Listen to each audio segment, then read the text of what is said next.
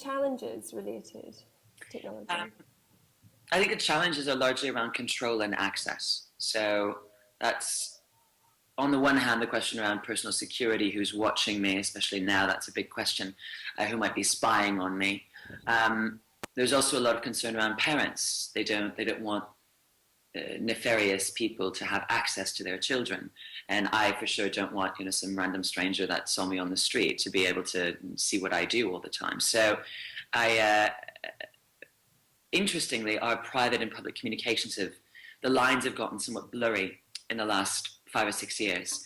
Looking at things like Facebook and Twitter and Instagram, and these are sometimes quite intimate things that we enable total strangers to see. And I think that the coming decades will lead to an evolution in that sense as well. I'm not sure where we're going to land, but I think it's going to be something that we grapple with over the next decade or so. Where's the line between personal and public? Where's the line between private and anyone can see it? But the driver, again, in that case, is more socio-political than it is technological. I mean, there is, surveillance tech and cryptography come into it, but it's still much more about us deciding kind of ethically as society where the line is between private and public and what's okay with us. Well, then, what kind of policy changes do you think we need to implement to make your vision happen, or indeed to combat the challenges you've just highlighted? Oh dear. I think that policymakers need to think differently about making policy. The thing is that technology evolves at such a furious pace that, I can't say it often enough, that where we'll be in 2050 will partly be so different from where we are today that if you showed it to us today, it would seem like magic, be burnt as a witch. And on the other hand, there are a lot of things we'll feel exactly the same, because that's what we do as people. We find ways to adapt ourselves, but also to adapt new technology to make it feel comfortable. So I have no way of knowing where we're going to be in 2050, and nor does any policymaker. So this idea that legislation or policy is a response to something and you can take the time to fix it. When you're talking about tech, it's like nailing jelly to a wall. It just can't be done. What that means is that the most productive way to think about these things is in terms of frameworks. So because technology evolves so rapidly and because society evolves much more slowly, which is right and proper, it changed as quickly as technology did, we would be living in a constant state of chaos. But we need to be careful to not fall into that gap between the pace of evolution. And I think then the questions we should be asking, or the questions policymakers need to be asking, is how can government help people to grow, help people to grow ethically into this new technology, how to make us all better citizens, happier citizens? How can government help us feel that our lives and ourselves have a meaning beyond the things that we buy? And to that end, I think it's increasingly important that policymakers engage with people who really understand technology and understand the implications that decisions might have. So, we may not be able to predict the future, but we can certainly begin to see some knock-on effects of decisions that are being made today that the policymakers might not see, because it's not their job. It's not their job to be experts in technology and to be predicting the future. So, yeah, I think the most important thing is to keep the focus on the citizens and helping society to evolve, but also on being flexible and coming up with a framework for thinking about this stuff rather than a list of hard and fast rules. Yeah. How can a wealth of public and personal data be successfully managed in 2050, and what challenges and opportunities does big data pose for both companies and for citizens?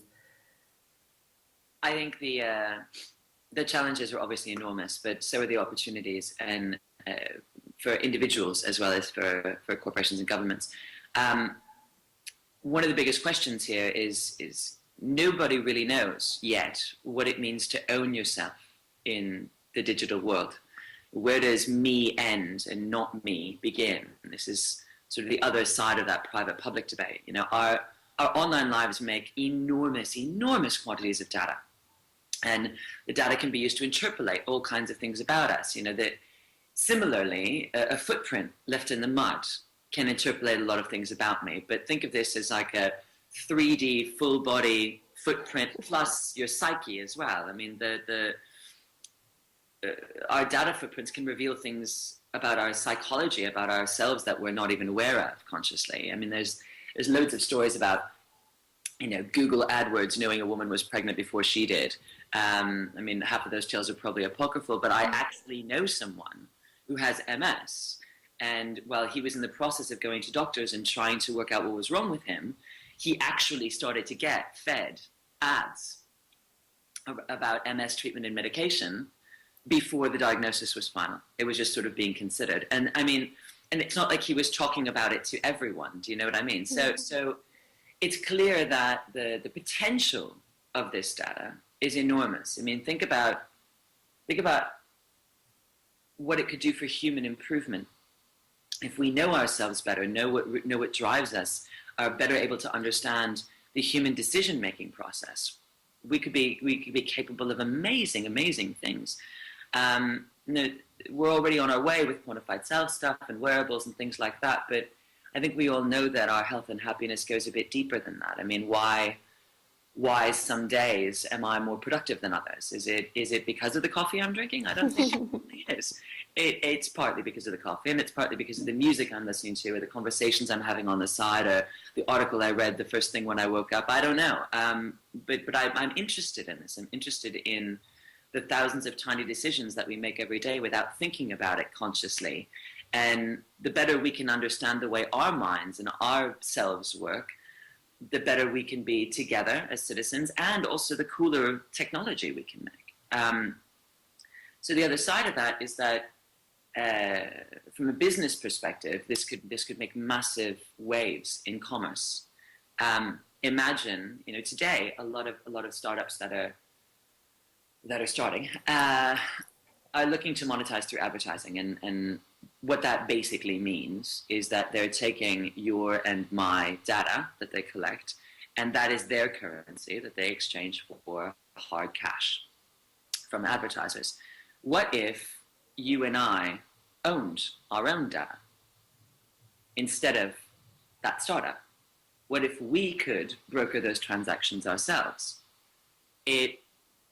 It creates a whole wealth of opportunities for entirely new business models, entirely new ways of conducting commerce and business, and an entirely new an unprecedented level of control to the individual.